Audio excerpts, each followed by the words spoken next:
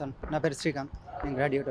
Okay sir, మిగతా ఎంతోమంది ఉన్నారు కానీ ప్రతి ఒక్కరు వాళ్ళకి సీటు వస్తా, వాళ్ళ పార్టీ ఏ పార్టీ తరఫున వస్తా అనే దానికి వెయిట్ చేశారు.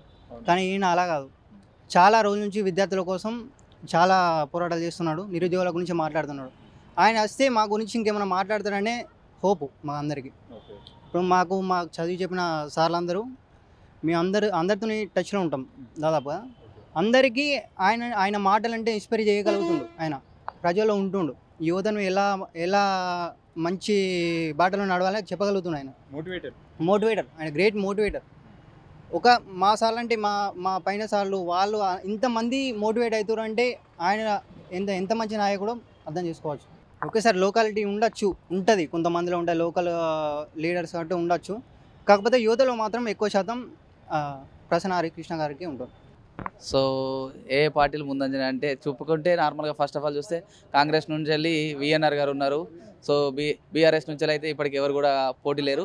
బట్ ఎమ్మెల్సీకి వచ్చేసరికి ఇండిపెండెంట్ క్యాండిడేట్స్ ఒకటి డిఎస్పీ గారు కావచ్చు. తర్వాత మేము ఎక్స్పెక్ట్ చేస్తున్నట్టు winners publications sir Prasanna Harikrishna గారికి మా మద్దతు ఉంటుంది. ఎందుకంటే సారు మా తరపున నిలబడి మా కోసం అంటూ ఎన్నో బుక్స్కి ఆథర్గా ఉన్నారు. మా కోసం ఫ్రీగా కోచింగ్స్, వాళ్ళకి బుక్స్ ఫ్రీ మెటీరియల్ ఇవ్వడము మాకు. సో నిరుద్యోగుల పరంగా అయితే మాకు ఆ సారికి ఓటేయాలని మేము అనుకుంటున్నాం.